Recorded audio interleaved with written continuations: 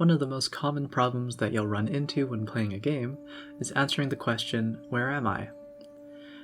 Whether you're slowly walking through the contaminated wasteland of Fallout New Vegas, or engaging your faster-than-light drive to travel between sectors in FTL, the problem of location is often relevant. One of my major goals for game development has been to expand my game's main gameplay loop. Previously, I've been mainly focusing on a turn-based loop involving the basics of drawing cards, combat, and positioning, but I haven't really expanded it too far past the level of individual turns. I designated each of these procedurally generated 8x8 blocks a single room, and have mostly been keeping on with what happens in each room, but I haven't put too much thought that happens in between rooms. So here's the question of location again. While it's easy to locate yourself inside of a room, it can be difficult to understand your location in the wider context of the game world. So let's first start by setting up a hierarchy of location. Now there are a couple types of location, and you can sort of think of these as coordinate positions. At the very top of the hierarchy we have the game world, which is just a connection of rooms. Each room is mechanically different, having some sort of enemies of varying difficulty, or with treasure, traps, and bosses. If we want to add stylistic variety, we can split the rooms into sectors, or regions, a level in the hierarchy where the difference between sectors is purely thematic. For example, different sprites for different enemies, different environments, and a different isolated system. And so here we have our hierarchy. We have at the top a game world, in the middle sectors, and at the bottom rooms. Now this video is mostly going to be focusing on the interconnections within sectors. So like between different rooms in the jungle region, I want to connect them in some sort of interesting way, and that's what this video is going to be about. So there are many ways of organizing this interconnection of rooms that I'll call for now the game world. Like a lot of games, we can orient them linearly. For example, in the mines of Stardew Valley, adjacent floors are linked by ladders. If you're on floor 99, you can only go to floor 100 from there. Other games introduce some more complexity to this model where we can break from the linearity somewhat and have shortcuts between rooms. You can think of these in the Mario games where you can take a pipe from world 3 to world 8 or something. While you're still limited to one direction of travel, you still have the option of a destination in some cases where you can find shortcuts. Some games also introduce loops, like Risk of Rain, where you can travel through levels one by one, right up until the last one, where you face Providence, the final boss. Instead of taking the teleporter to Providence, you can go right back to the start in order to build up your arsenal and level up your gear in preparation. Yet other games have a different model. In many open-world games, the choice between spaces is no longer linear. It's two-dimensional. If I want to get from point X to point Y in Grand Theft Auto, I have a lot of choices as to how to get there. So, when weighing the two options of a linear world map, a predefined sequence of levels, or a world graph, a 2D network of interconnected points, there are a lot of things that we can consider. First of all, a linear map is easy enough to implement. Lots of data structures are designed to work with one-dimensional data, arrays, linked lists, queues, sets, and more. This also puts the player on a predictable path so they can anticipate and plan for what comes ahead. On the other hand, it offers the player very little choice, and for an entirely linear map, you may as well just use cutscenes. Like in the first Mario games, you go from level 1-1 to 1-2, and you have not really any choice in the middle, it's just a black screen. The gameplay significance of your game world then becomes pretty trivial. A two-dimensional map is much more complicated. It creates an immense amount of uncertainty and complexity, but it offers the luxury of choice. You can allow for many different routes throughout a game world in as non-linear a fashion as you like. Now moving between rooms becomes important, as you can have trade-offs. Do you rush towards the final boss and lower your risk of taking lots of damage before you get there, or do you slowly and methodically pick through every room, risking traps and mini-bosses in order to make sure you have as many items and weapons to give you the best chance of beating the boss? So there are a few data structures specifically designed for 2 dimensions, beyond 2D arrays, and once you get past lists, the world of computer science kind of opens up to data structures that span an arbitrarily high number of dimensions. So I've chosen to implement the latter design. I'll be designing something similar to FTL's map system, or the world of Slay the Spire. And with the background out of the way, here's how I design a procedurally generated world map, along with all the technical and design problems I encountered and some solutions I came up with or stole off of Stack Overflow to solve them. My system implements a graph data structure. It's a series of rooms, which I'll call nodes, although they're technically called vertices, which are connected by lines that are called edges. Specifically, it's an undirected and unweighted graph, meaning that the edges are bidirectional. You can travel from node A to node B, or node B to node A. And we're also not storing distance between edges. Every edge is identical to every other edge, except for where they start and where they end. Even if you're unfamiliar with CS, the high-level concept is quite simple. The whole system revolves around the node. A node is an object, which you can think of as a container for data. And in our case, they only store 3 really important things. First, there's a room type. This tells our game whether our room is a treasure room, a boss room, or a normal enemy room. Now, you could literally store this as a string, the word treasure, but Unity has a cool feature called enumerations, which let you define a set of, like, unified constants. So I'm using something called roomtype.treasure and roomtype.enemy, but you can imagine these, if you want, as arbitrary strings or even numbers or something like that.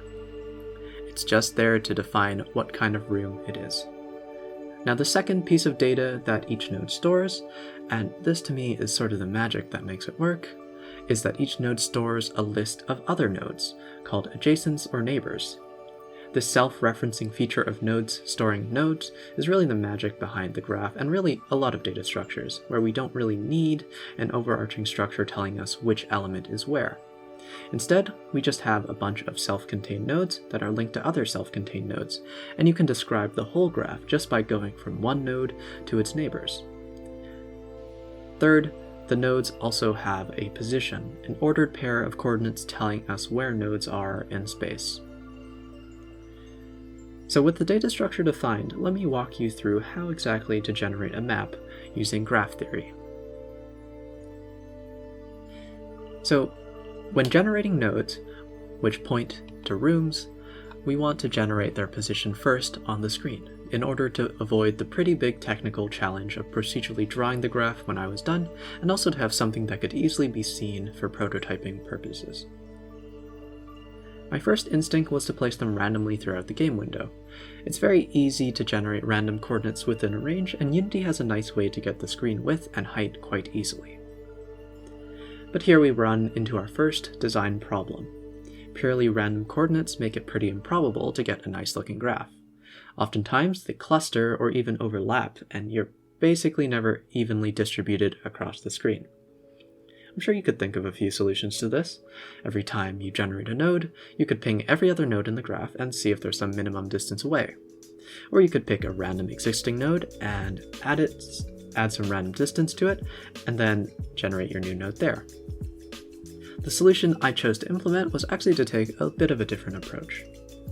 So I divided the screen into 80 cells, 8 along the height and 10 along the width, and then randomly set each cell to be on or off. For the cells that are on, I place a node randomly inside the cell. I found this method to be pretty elegant, basically ensuring that nodes are generated evenly, but it does have the disadvantage of not knowing for sure how many nodes actually got generated. Finally, we can store all the created nodes into a list of nodes. This order doesn't really matter, but there is a really neat trick we can do with them in a moment, and it does give us a lot of advantages. Now that the nodes are randomly placed throughout the map, we have to link them somehow. First, the basic mechanic of linking. Since we're making an undirected graph, if we connect the nodes A and B, we have to first put B into A's neighboring node list, and also we need to add A into B's neighboring node list, which is also sometimes called an adjacency list, kind of. First, if you want, you can try to link up the nodes purely randomly. If we place them into our node list as soon as we have their position, we can just pick them out one by one and connect them to anything else randomly in the list. But another problem emerges: disconnection. In graph theory, a connected graph is one in which each node can, by walking along edges, get to every other node. There'll be at least one path connecting every node to every other node. Another way to think of this is that there are no islands of isolated node clusters. You probably imagined this by default actually, but it's not at all obvious how we can do this. I tried connecting nodes to, say, 3 or 4 of their nearest neighbors, but that doesn't actually guarantee they'll all be connected, so I'd still get islands of rooms that were completely unreachable. The elegant solution to this relies on our list of nodes, which I'll call the world list for now. So the trick here is kind of changing up the order in which we do things. Instead of shoving a bunch of unconnected nodes into the world list and then connecting them once we have the complete list, what we're going to do is we'll start by adding a node to our world list with a position, and then for every other node we generate, we're going to make sure to link it to a random node that's already existing, that's already inside of our world list. And then we can dump the connected node into the list. This is a better solution, and you can verify to yourself that this will generate a connected graph. If when creating nodes we connect them to an existing node, that means that every node is going to be connected either to the first node, which we can call the head, or it'll be connected to another node, which is connected to another node, which is connected to another node, and so on, which is ultimately connected to the head. This means we have a connected graph you can get from any node to any other node, and you're guaranteed to at least have one path that goes through the starting node. Surprisingly, this concept is present in Google Translate. While not every language can be translated to every other language, every language can be translated into English, which means if we want to translate from Hebrew to Japanese, we might not be able to do that directly, but we know that we can translate from Hebrew to English and then from English to Japanese. One of the problems with doing this randomly is the problem of clustering. So we can end up, since we're doing this random connection thing, with some nodes that are connected to a dozen other nodes and some nodes that are only connected to one.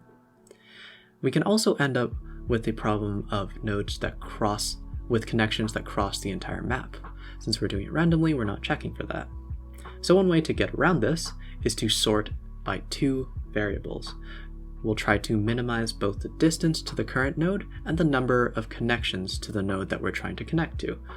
We want to minimize both of these so that we can try to get nodes that are close together, and we can also get nodes that are not connected to very many other nodes, so that we don't end up with clusters. So remember at the beginning of how I said each node also stored the type of room it was. I decided to put this part of the node generation last, and the challenges involved here are the most technically difficult, although you might not think so to start off with. These are the types of rooms I'll be generating, and each one will be unique, gameplay-wise.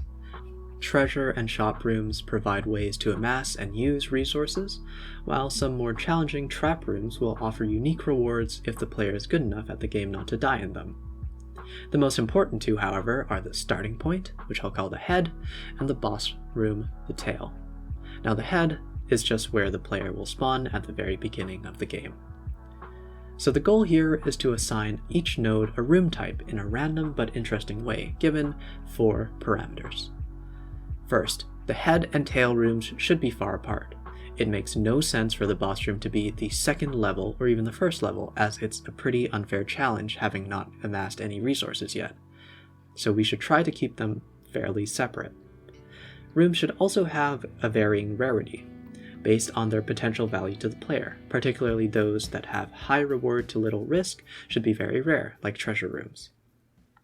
The map should also go from left to right. This is kind of a stylistic choice, but I'd like to give the player a sense of which direction to go in. Finally, the critical path between head and tail rooms should be normal rooms. I should guarantee that a path between them is fair, It doesn't force the player to go into a mini-boss room as the only way to get to the end, and treasure and shop shouldn't be spawned too close to the player. Instead, the player has to take some risks in order to find them. So the first and biggest technical problem is really the problem of pathfinding, which many beginner game developers, myself included, find poses a pretty big technical issue. I think it's one of the first major significant programming tasks that comes up, and to be honest, I've had a fear of it for a long time. But it's actually not that bad, and I'll try to introduce it in an approachable way. First, we gotta pick which nodes are furthest apart in terms of numbers of connections. Since nodes are typically connected to ones adjacent to them, we can say that the distance between nodes is a good proxy for how many nodes are needed to get between them. The furthest distance between nodes in a rectangle, or between items in a rectangle, is along the diagonal. So I'll pick the start node closest to the upper or lower left side of the screen, and the end node as the lower or upper right side of the screen, respectively. Technically, this is done by sorting our world list by distance to each corner of the page. Now with a head and tail in mind, we'll have to figure out how to get from one to another, and store all the nodes in between as our critical path. The critical path is the one guaranteed path from the start to the end, from the head to the tail, and we know that there is at least one because of the fact that our graph is a connected one, which means there has to be at least one path between every two nodes. The pathfinding algorithm I'll be using is called BFS, or Breadth First Search. I'm aware there are many more complex and efficient ones, but most of them build upon BFS, like A-star or Dijkstra. And I don't really care too much for efficiency here. I'd rather have this easy to debug. I think BFS is a great place to start to understand pathfinding, and it's actually not that complicated to understand. I found that Red Blob Games has a really great explanation of BFS on their website, and that's what I'm going to be mainly using as a reference, although their code is written in Python. Okay, so a little bit of background about dictionaries. Dictionaries are a data structure in computer science. They store arbitrarily typed keys and link them to arbitrarily typed values. To compare it to a list, in order to get a value from a list, we need to know its index, an integer telling you what place in the list that item is. A dictionary doesn't have an order per se, but rather it's a collection of keys of any type that map to a collection of values, again, of any type. So in order to get a value from a dictionary, you just need to know the key. The general algorithm is as follows. You have to know at which node you start at, which is going to be our head, or the root node, and which node you want to end at, which is going to be the tail, or the goal. Now, we also need somewhere to store the current node. We need a path, we need a list of frontier nodes, which are nodes that are about to be explored but haven't yet, and a dictionary that links nodes to previous nodes along the path, which I'll explain further in more detail. So starting at the head node, we'll add it to the frontier, and we'll set its dictionary value as null. That means that when we try to get to the head node, we came from nowhere. We just started there. And then we'll start up a while loop. While our frontier has nodes, for example, that we haven't explored everything, we'll keep going with this loop. We'll set our current node to be the first element in our frontier, and then we'll remove it from our frontier. At the first time we run this loop, this is going to be the head node. Now for each node connected to it, for each node connected to the head node in this case, we'll check if that neighboring node has already been logged in our dictionary, which basically tracks if we already explored or stepped on that node. If it hasn't already been explored, we'll add it to the dictionary, and we'll tell it that the node we came from is our current node, and then we're going to add it to the frontier. You can think of this dictionary as storing breadcrumbs, with each breadcrumb pointing at the previous node in the path that you used to step on to get to the key. Now we'll continue this loop until we either run out of nodes or we found our target node.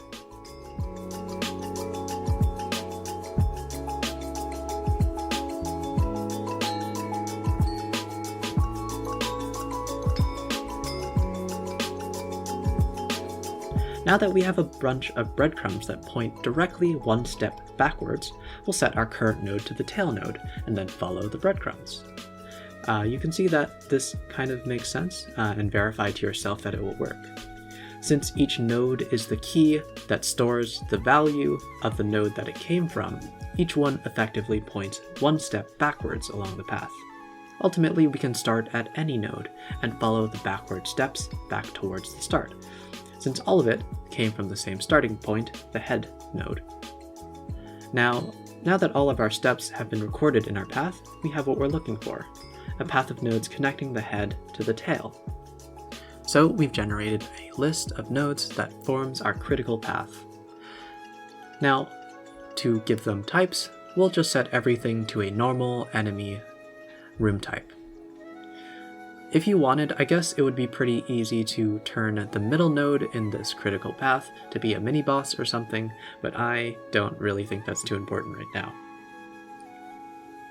Now for every other node that's not on our path, we can set it to something random, in a weighted fashion as explained in my video about luck. And I could also make it so that nodes that are further from the critical path are more likely to contain treasure, but that's a bit of an unnecessary complication for now. Drawing the graph can be a pretty serious technical hurdle, but I kind of sidestepped it by generating nodes with position as their priority, so I don't need to figure that out afterwards. If I didn't do that, and only generated a set of nodes with connections, it's very difficult to draw them in a sensible way and establish a path through them. How do you even arrange a set of nodes with connections? Well, there's a really cool but technically pretty complex idea called force-directed graph drawing, which, if you have a set of nodes and connections, you can treat the nodes as masses, and you can treat the connections between them as springs, and then physically run a simulation of them, solving for all the forces until everything gets into an equilibrium state. But I don't have the slightest idea how to implement that without literally writing a physics engine to make a map, so I didn't bother. Since I had the positions already defined for the nodes, all I had to do was tell Unity to create, or instantiate in the lingo, a game object with a basic circle sprite attached to it at the defined position stored of each node. Easy, but how do you create the links between them? The final bit of mathematics I'll be exploring here is about geometric manipulation to draw straight, dotted lines between nodes. So here's the problem. Given nodes A and B at positions XY and UV respectively, how do you draw a straight line connecting them? That's where a clever use of vectors comes in handy. The basic idea here is to tell Unity to draw a square sprite on the screen, and then stretch it and rotate it until it looks like a line connecting the 2 points. After all, in order to draw a line, which is a 1D object, we need a 2D representation, which is going to be, in our case, a rectangle. So, the position of the square, and this is a Unity thing, locates its center, not one of the corners. So let's do this in a few steps. First, we create a vector AB going from points A to B. A vector is simply a mathematical object that can hold both a magnitude and direction, which you can think of as a length and an angle in our case. We can describe it in many equivalent ways, but the easiest is with a pair of coordinates, one showing its horizontal distance and one showing its vertical distance, or, as you may be familiar with, one for the rise and one for the run. Now we'll scale the square on the x-axis, the horizontal one, to be the magnitude of the vector connecting points A and B. This is done by the Pythagorean theorem, where we just take the square root of the sum of the squares of the rise and the run. On the y-axis, we can create the thickness of the line. So currently we just have a really long square, but it's going to be a very thick line if we draw it like that. So I'm just going to reduce the thickness to some arbitrary value, like 0.05. I just want a thin line. Third, we can rotate the square to align with the vector's direction. Note that rotations are done about the origin of the square, which is the middle of the square. So this is done by matrix multiplication against a simple transform matrix connecting cosines and sines of the angle, which I'll kind of talk about in my video about isometric projections, but Unity's rotate function can be used to abstract that complexity away, and I'm not doing any matrix multiplication in this video. Then we can position the transform square at A, so it's now halfway towards B and halfway away from it. Finally, to offset the transform square, we can push it towards B by a factor of half the difference between them. You can do this with high school level sine and cos manipulation. For example, the magnitude times the sine of the distance is equal to the vertical distance, or if you're particularly observative and don't like trig, you can just divide the vector AB by 2 and add it to the position of the line. Now it's just a matter of some nice pixel art, icons, and pop-ups before the map is done. I added in the Cinemachine camera that is integrated into Unity with a few tricks, and voila, a procedurally generated world map. Pretty neat and not that difficult to implement. It only took me like 25 minutes to explain the whole thing. It's got the advantage of being pretty to look at, and provides meaningful player choice that affects the gameplay and where to go, and lets the player travel around a larger world in which they understand where they are in the context of the whole game, in order to break up the monotony of levels. I hope you found this style of devlog interesting, and perhaps informative even. And let me know if you have any questions about implementing this in your own game, and how you feel about this style of video. Make sure to subscribe and click the bell icon to get a notification when I upload, and to tell YouTube that I'm doing a good job, and check out my website for a text version of this video. Thanks for watching, and I'll see you next time.